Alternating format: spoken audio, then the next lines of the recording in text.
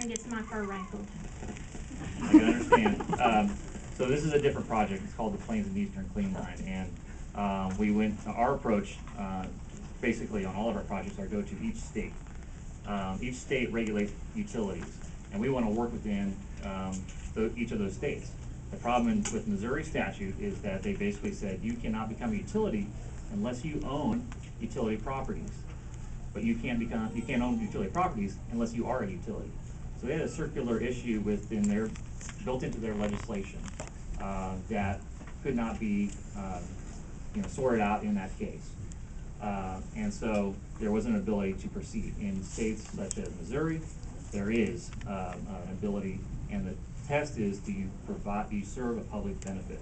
And in this case, we do so by bringing in low-cost power that otherwise would not be available, among other standards that we have to meet. But our goal and our mission, and our commitment is to work with the state laws, with the Public Service Commission here in Missouri, and we believe there's a clear path to do that.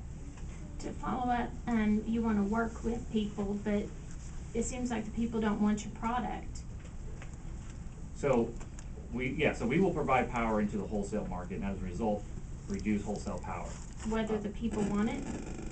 Well, it's really whether the market calls for it or not. And so, everyone will. I'm talking about the market. I'm talking about the individual people. If they say no, are you're willing to just go right past them and go on anyway?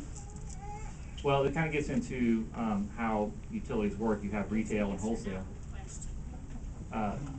Well, we would sell power to utilities. So if those are the folks that we're talking about, then yes, they will dictate whether or not you buy the power.